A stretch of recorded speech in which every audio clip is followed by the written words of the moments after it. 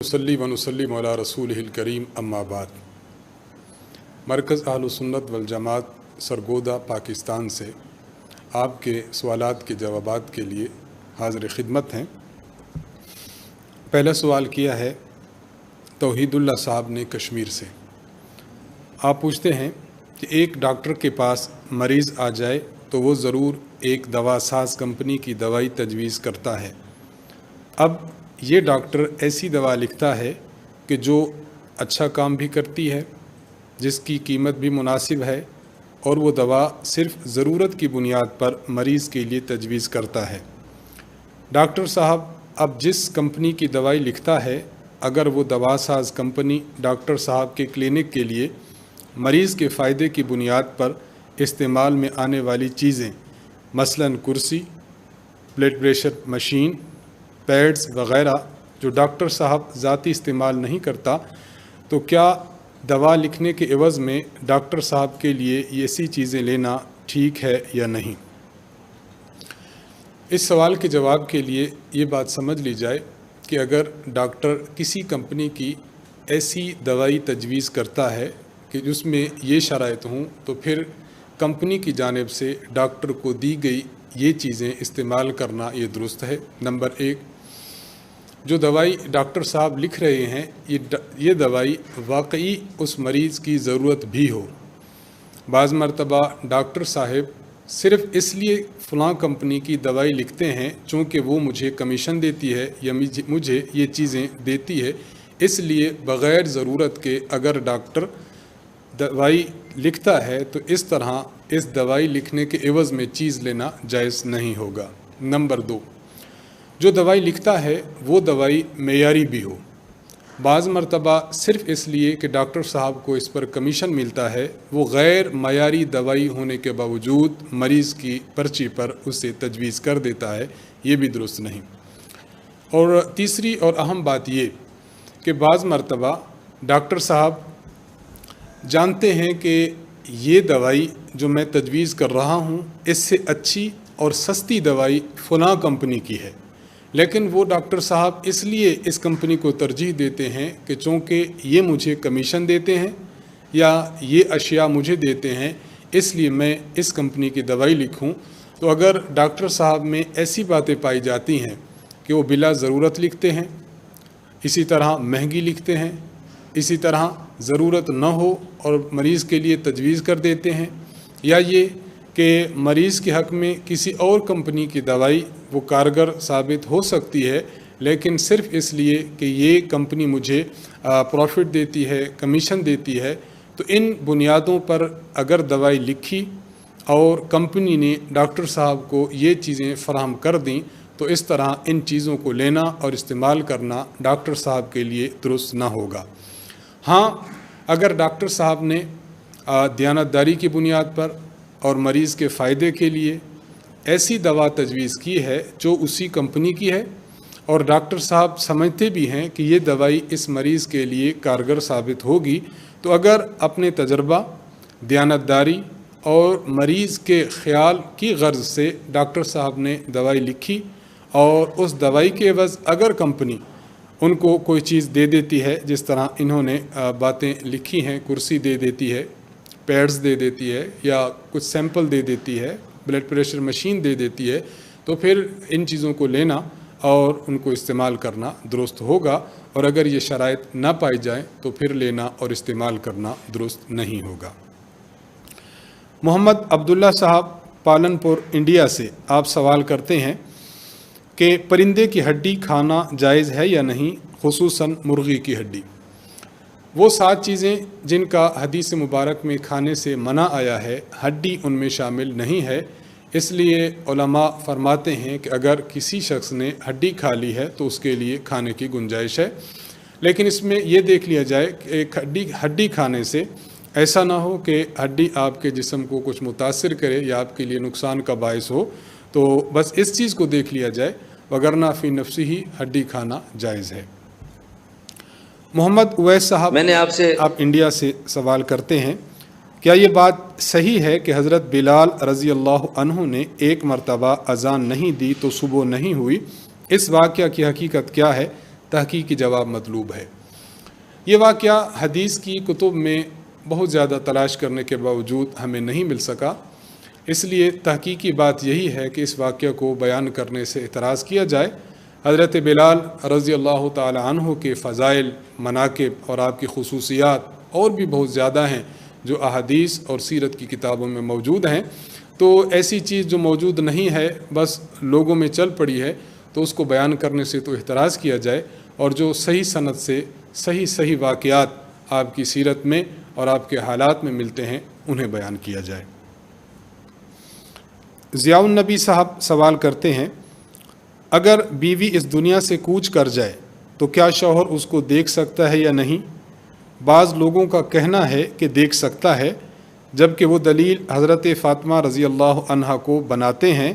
कहते हैं कि उनका गुस्ल, तदफ़ीन व तकफ़ीन का ये अमल हज़रत अली रज़ी अल्लाह अन्हु ने सर अंजाम दिया था। इसकी वजाहत फरमाकर शुक्रगुजारी का मौका दें। फ़कत वस्सलाम। जहाँ तक इस मसले का ताल्लुक़ है कि बीवी की वफ़ात के बाद ख़ावंद अपनी बीवी का चेहरा देख सकता है या नहीं, तो सही जवाब ये है कि अपनी बीवी का चेहरा देख सकता है।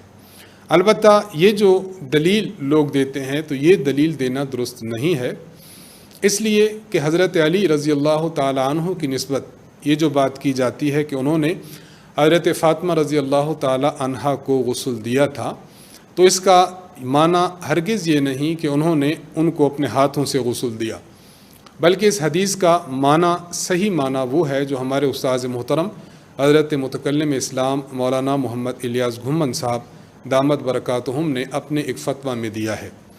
आप लिखते हैं कि अल्लामा मोहम्मद अमीन इब्न आबिदीन शामी रहमहुल्लाह ने रद्दुल मुहतार में इस हदीस के बारे में वजाहत ये लिखी है कि ये जो हदीस मुबारक है कि हज़रत अली रज़ी अल्लाह अन्हु ने हज़रत फ़ातिमा रज़ी अल्लाह ताला अन्हा को गुस्ल दिया था, तो इसका माना हरगिज़ ये नहीं कि उन्होंने अपने हाथों से उनको गुस्ल दिया, बल्कि इसका माना ये है कि उन्होंने गुस्ल के सामान का इंतज़ाम करके दिया था। असल गुस्ल उनको हज़रत उम्मे ऐमन रज़ी अल्लाह ताला अन्हा उन्होंने दिया था। हज़रत अली रज़ी अल्लाह अन्हु ने गुस्ल का सामान तैयार करके उनको दिया था। मसलन गुस्ल करने के लिए जो तख्ता होता है वो दिया हो, इसी तरह उनको पानी दिया हो, कफन का इंतज़ाम किया हो। तो हज़रत अली रज़ी अल्लाह अन्हु की तरफ गुस्ल की जो निस्बत है, इसे उलमा की ज़ुबान में कहते हैं निस्बत मजाजी। हकीकी निस्बत हज़रत उम्मे ऐमन की तरफ है और मजाजी निस्बत हज़रत अली रज़ी अल्लाह अन्हु की तरफ है। मुफस्सल बहस उस्ताद मोहतरम के फ़तवा में मुलाहज़ा की जा सकती है, जो मरकज़ राब्ता करके मंगवाया जा सकता है। मोहम्मद उवैस साहब इंडिया से आप सवाल करते हैं, नमाज में सूरत की तक़दीम व ताख़ीर से नमाज पर क्या असर पड़ता है? मसलन पहली रकत में इज़ा ज़ुल्ज़िलतिल अर्ज़ु ज़िलज़ालहा और दूसरी रकत में अलम नशरह पढ़ने से क्या फ़र्क पड़ता है? मोहम्मद उवैस साहब का जो सवाल है उसका ख़ुलासा ये है कि कुरान करीम में सूरतों की तरतीब पहले एक सूरत, फिर दूसरी, फिर तीसरी। मसलन पहले कुल या अय्युहल काफ़िरून, फिर इज़ा जाअ नस्रुल्लाह, फिर तब्बत यदा, फिर उसके बाद कुल हुवल्लाहु अहद।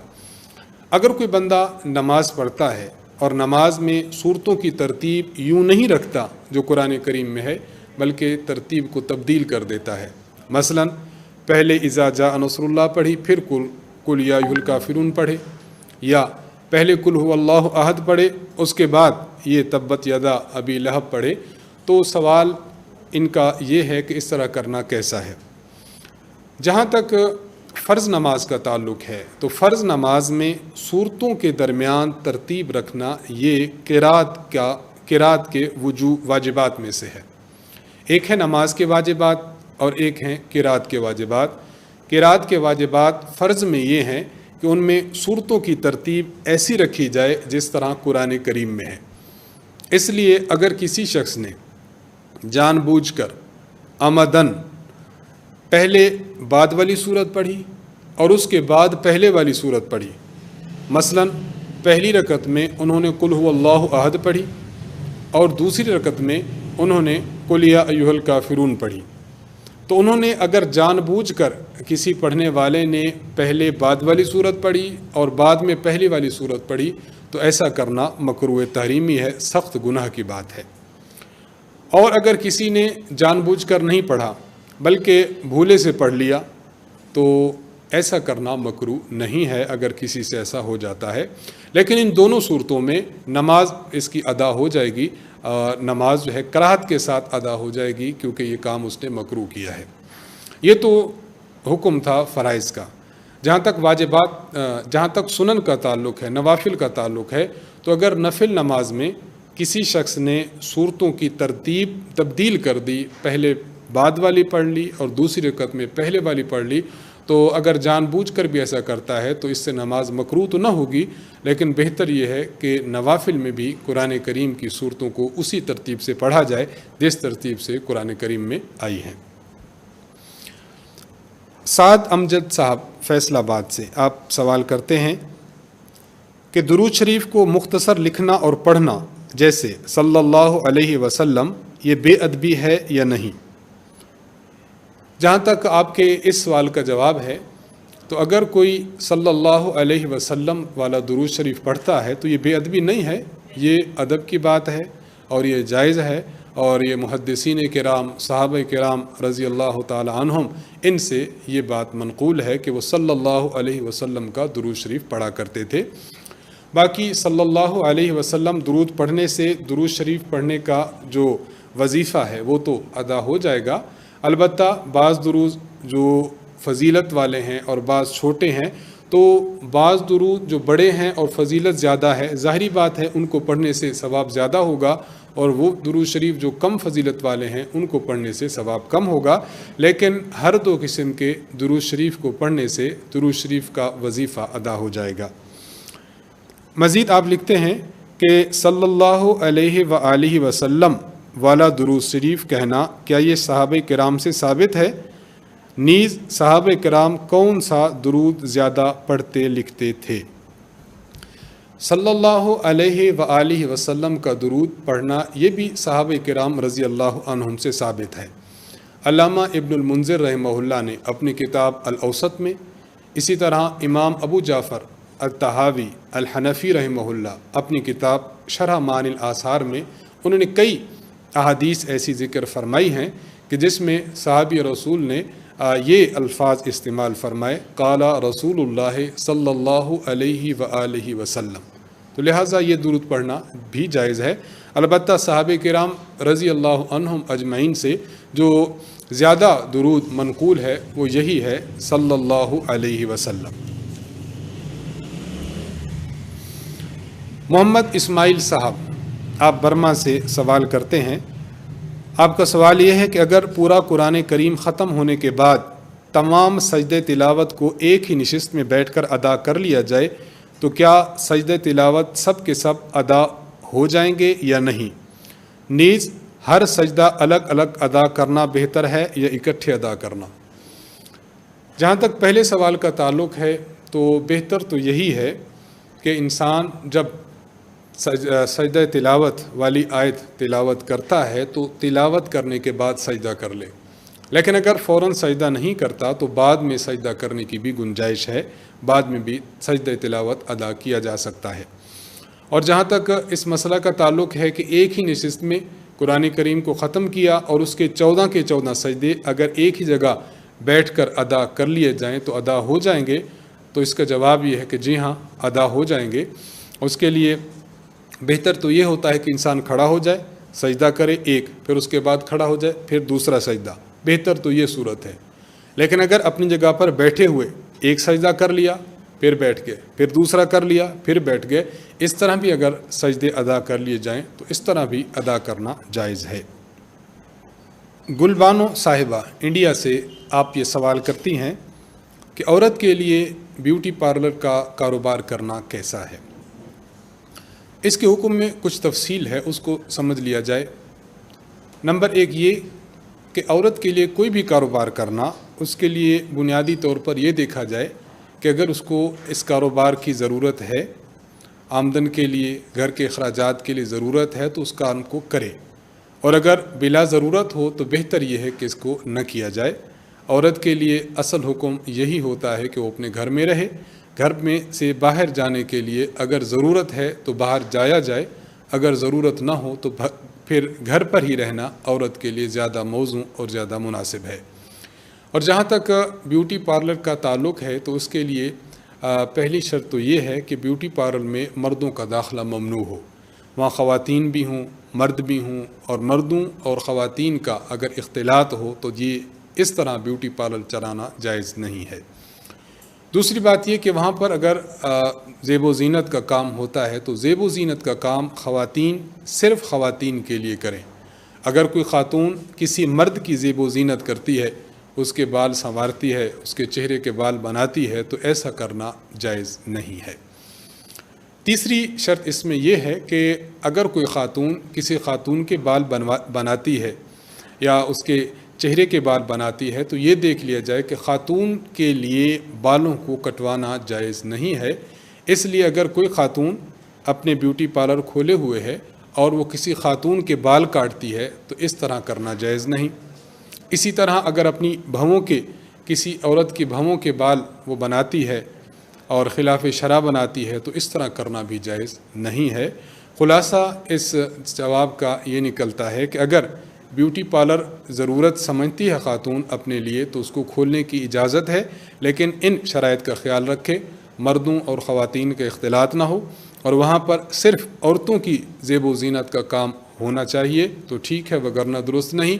اور تیسری بات یہ کہ خواتین کا بھی اگر کام ہے تو ایسے امور وہاں پر ہونے چاہیے کہ جو خلاف شریعت نہ ہوں۔ مثلا ایک عورت کو وگ لگانی پڑی تو وگ کسی انسانی بانوں کی اگر اس نے لگا دی ہے تو یہ بھی جائز نہ ہوگا۔ ان امور کا اگر خیال رکھا جائے تو پھر عورت کے لیے بیوٹی پارلر کھولنے کی گنجائش ہے۔ شاہد حسین صاحب ڈیرہ اسماعیل خان سے آپ یہ سوال کرتے ہیں کہ میں ایک دیہاتی علاقے میں رہتا ہوں، میں نے پوچھنا یہ ہے کہ کیا بگلے کا گوشت کھانا جائز ہے یا نہیں؟ بگلے کا گوشت کھانا جائز ہے، بگلا حلال جانوروں میں سے ہے اور یہ وہ جانور ہے جو پنجوں سے اپنا شکار نہیں کیا کرتا، اس لیے اس کا کھانا یہ جائز ہے۔ آپ یہ دوسرا سوال کرتے ہیں کہ اسی طرح یہ بھی بتا دیں کہ ہم لوگ گھروں میں شوقیہ طور پر حلال پرندے پالتے ہیں، مثلا طوطا، بٹیر وغیرہ، تو ان کا پالنا بھی کیسا ہے شریعت کی روح سے؟ اس کا جواب بھی دے دیں۔ حلال پرندوں کو گھر میں پالنا یہ جائز ہے، لیکن چند شرائط کے ساتھ۔ پہلی شرط یہ کہ ان کو آپ جو اپنے ڈڑبے میں بند کرتے ہیں تو اس کو بند کرنے کے علاوہ اور کوئی ایذا اور تکلیف نہ دی جائے۔ دوسری شرط یہ ہے کہ ان کے کھانے پینے کا انتظام کیا جائے، ان کو خوراک دی جائے۔ اور تیسری اور اہم شرط یہ ہے کہ پرندوں کو پالنے میں اپنے فرائض اور واجبات سے غفلت نہ برتی جائے۔ مثلا ایک شخص ہے، اس نے گھر میں طوطا پالا ہوا ہے، لیکن طوطے کے ساتھ باتیں کرتے کرتے اس کی نماز رہ جاتی ہے، اس کے اس کے ذمہ جو شریعت نے امور لگائے ہیں وہ رہ جاتے ہیں، تو اس طرح اگر کوئی شخص پالتا ہے تو اس طرح پالنا جائز نہیں ہے۔ ہاں اگر ان کو ایذا بھی نہیں دیتا، تکلیف بھی نہیں دیتا، اسی طرح ان کی خوراک کا بھی خیال رکھتا ہے اور اپنے فرائض و واجبات بھی مکمل ادا کرتا ہے تو پھر اس طرح ان پرندوں کو پالنے کی شریعت میں گنجائش ہے۔ فرحان علی صاحب آپ سوال کرتے ہیں کراچی سے، پوچھتے ہیں کہ مصافحہ ایک ہاتھ سے کرنا چاہیے یا دونوں ہاتھوں سے، صحیح موقف کیا ہے؟ صحیح موقف یہی ہے کہ مصافحہ دو ہاتھ سے کرنا چاہیے اور دو ہاتھ سے مصافحہ کرنا ہی سنت ہے۔ امام بخاری رحمہ اللہ نے اپنی کتاب صحیح بخاری میں حضرت عبداللہ بن مسعود رضی اللہ تعالی عنہ کی ایک حدیث نقل کی ہے۔ حضرت عبداللہ بن مسعود رضی اللہ عنہ نے جناب رسول اللہ صلی اللہ علیہ وسلم سے تشہد سیکھا، تو اس واقعہ کا تذکرہ اس حدیث میں فرماتے ہیں، علمنی النبی صلی اللہ علیہ وسلم التشہد وکفی بین کفی، کہ نبی علیہ الصلوۃ والسلام نے مجھے تشہد سکھایا، التحیات للہ والصلوات والطیبات، اور حالت یہ تھی کہ میرا ہاتھ نبی علیہ الصلوۃ والسلام کے دونوں ہاتھوں کے درمیان تھا، یعنی حضور علیہ الصلوۃ والسلام نے مصافحہ فرما کر مجھے تشہد سکھایا تھا۔ امام بخاری رحمہ اللہ نے پہلے باب جو قائم کیا ہے وہ باب قائم کیا باب المصافحہ کا، پھر اس کے بعد باب قائم کیا باب الاخذ بالیدین، یعنی پہلا جو چیپٹر تھا اس کا جو عنوان تھا وہ یہ تھا کہ یہ باب ہے جس میں مصافحہ کا بیان ہوگا۔ اس باب کے تحت حضرت عبداللہ بن مسعود رضی اللہ عنہ کی اسی حدیث کو نقل کیا جس میں حضور علیہ الصلوۃ والسلام حضرت عبداللہ بن مسعود کو مصافحہ سکھا رہے ہیں اور دونوں ہاتھوں کے ساتھ مصافحہ کر رہے ہیں، تشہد سکھا رہے ہیں اور دونوں ہاتھوں کے ساتھ مصافحہ کر کے سکھا رہے ہیں۔ اس کے بعد امام بخاری رحمہ اللہ نے دوسرا چیپٹر قائم کیا جس کو عنوان دیا باب الاخذ بالیدین، کہ دونوں ہاتھوں کے ساتھ پکڑنا۔ ان دونوں بابوں میں جو دوسرے باب میں بھی حدیث نقل کی ہے وہ عبداللہ بن مسعود رضی اللہ عنہ کی یہی حدیث نقل کی جس میں نبی علیہ السلام نے دونوں ہاتھوں سے مصافحہ فرما کر حضرت عبداللہ بن مسعود کو تشہد سکھایا ہے رضی اللہ عنہ۔ دونوں ابواب میں ایک ہی حدیث کو ذکر کرنا، اور پہلا باب تھا مصافحہ کا اور دوسرا باب تھا دونوں ہاتھوں سے پکڑنے کا۔ یہ دونوں بابوں کو جب ہم ملاتے ہیں تو اس سے معلوم ہوتا ہے کہ مصافحہ کرنا ہے اور مصافحہ دونوں ہاتھوں سے کرنا ہے۔ امام بخاری رحمہ اللہ نے دو بڑے بڑے محدثین ہیں اور تبع تابعی ہیں، حضرت حماد بن زید اور حضرت عبداللہ بن مبارک رحمہم اللہ۔ آپ کے بارے میں امام بخاری نقل فرماتے ہیں صافح حماد بن زید ابن المبارک بکلتا یدہ، حضرت حماد بن زید نے حضرت عبداللہ بن مبارک رحمہم اللہ انہوں نے ان سے مصافحہ کیا بیدیہ اور اپنے دونوں ہاتھوں سے مصافحہ کیا۔ تو ان احادیث مبارک اور آثار ان دونوں سے یہ بات ثابت ہوتی ہے کہ مصافحہ دو ہاتھ سے کرنا یہ مسنون ہے، ایک ہاتھ سے مصافحہ نہ کیا جائے۔ اس پر ہمارے استاذ محترم حضرت متکلم اسلام مولانا محمد الیاس گھمن صاحب دامت برکاتہم کے مستقل نوٹس ہیں ایک فائل کی شکل میں جن کا عنوان ہے دو ہاتھ سے مصافحہ، ہماری ویب سائٹ پر بھی آپ کو مل جائیں گے، تو انہیں ڈاؤن لوڈ کر کے آپ اس کا مطالعہ کریں، بہت مفید اور عمدہ گفتگو فرمائی ہے۔ محمد ارشد صاحب سندھ سے آپ نے دو سوال کیے ہیں۔ پہلا سوال یہ کرتے ہیں کہ میری بھتیجی پیدا ہوئی ہے، ہم اس کا نام نائلہ رکھنا چاہتے ہیں، کیا یہ نام رکھنا درست ہے اور اس نام کا کیا معنی ہے؟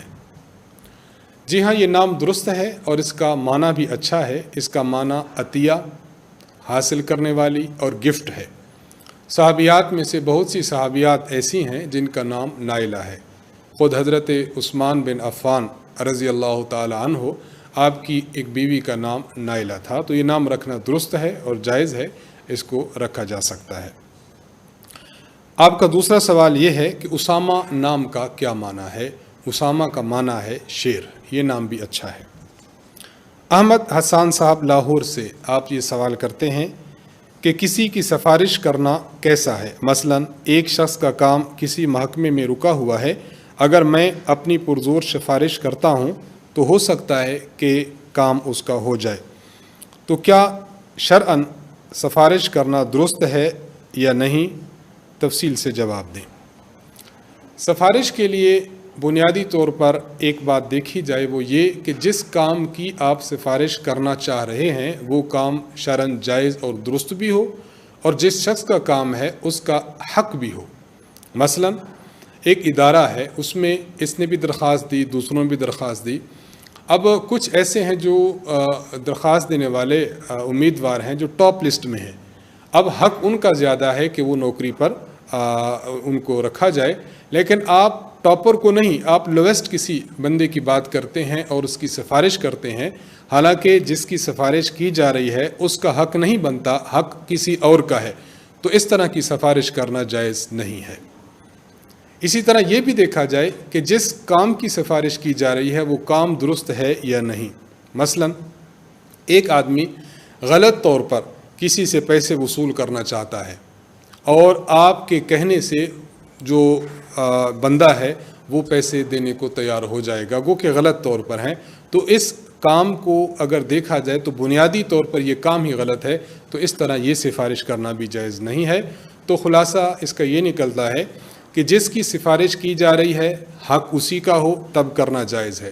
نمبر 2، جس کام کی سفارش کی جا رہی ہے وہ کام بھی شرعی طور پر جائز ہو، اگر وہ ناجائز ہے تو اس کام کی سفارش کرنا بھی جائز نہیں ہوگا۔ خلیل احمد صاحب راولپنڈی سے آپ ایک سوال کرتے ہیں کہ ایک شخص کے سامنے کے بال جھڑ گئے ہیں، وہ وگ لگوانا چاہتا ہے، تو کیا اس کا وگ لگانا جائز ہے یا نہیں؟ وگ لگانے میں بنیادی طور پر یہ دیکھا جائے کہ اگر بال کسی انسان کے ہیں، انسانی بال کی بنی ہوئی وگ لگا رہا ہے، تو ایسی وگ لگانا جائز نہیں ہے، ایسی وگ لگانا حرام ہے۔ احادیث مبارکہ میں اس پر سخت وعید آئی ہے۔ اور اگر وہ ایسی وگ لگا رہا ہے جو انسانی بالوں سے بنی ہوئی نہیں ہے، کسی اور چیز کے بال ہیں، کسی اور چیز کی اون ہے، یا ایسے ہیں جو مصنوعی قسم کے بال ہیں، تو ان کی وگ لگانا یہ اس کی اجازت ہے، اس کی گنجائش ہے، یہ لگوائی جا سکتی ہے۔ اور اس کا حکم بھی سمجھ لیا جائے وہ یہ کہ اگر وگ لگاتا ہے اور وگ اس کے جس جھلی پر بال رکھے ہوئے ہیں وہ جھلی اس کے سر پر چسپاں کر دی جاتی ہے، وہ اتر نہیں سکتی، یعنی کسی لیپ کے ذریعے اس کو پکا کر دیا جاتا ہے، تو اگر یہ شخص غسل کرنا چاہے، واجبی غسل، تو اس شخص کے لیے ضروری ہے کہ اس کو ہٹا لے، ہٹانے کے بعد اپنے سر کو دھو لے۔ تو اس کا اگر خیال رکھے گا تو پھر درست ہوگا۔ اسی طرح اگر وہ نماز کا وضو کرتا ہے اور وگ نے اس کے پورے سر کو ڈھانپا ہوا ہے، تو پھر اس وگ پر مسح کرنا درست نہیں ہوگا۔ وگ کو اتار کر پھر اپنے سر پر مسح کرنا یہ اس کے وضو کے لیے ضروری ہوگا۔ ظہور احمد صاحب آپ کراچی سے سوال کرتے ہیں کہ آج کل ایک ٹرینڈ یہ چلا پڑا ہے کہ والد صاحب اپنی اولاد کو وراثت سے محروم کر رہے ہیں۔ مثلاً اخبار میں ایک خبر دے دی کہ میرا فلاں بیٹا میری جائیداد سے محروم ہوگا، میں اس کو اپنی جائیداد سے آگ کرتا ہوں۔ میرا سوال یہ ہے کہ کیا ایسا کرنا درست ہے، اور کیا ایسا اشتہار دینے سے وہ اولاد میراث سے محروم ہو جائے گی؟ ایسا کرنا شرعی طور پر درست نہیں ہے۔ اگر کوئی والد، اگر کوئی مورث اپنے کسی وارث کو، اپنی کسی اولاد کو اپنی وراثت سے محروم کرنا چاہتا ہے اور اس کے لیے اشتہار دے دیتا ہے، تو ایسا کرنا ناجائز اور حرام ہے۔ جناب رسول اللہ صلی اللہ علیہ وسلم سے مروی ہے، مشکات میں بھی یہ حدیث موجود ہے کہ آن حضرت صلی اللہ علیہ وسلم نے فرمایا کہ جو شخص کسی وارث کو اس کی میراث سے محروم کرے گا تو قیامت کے دن اللہ تعالیٰ اس شخص کو جنت سے محروم فرما دے گا۔ اس لیے ایسا کرنا شرعاً جائز نہیں ہے۔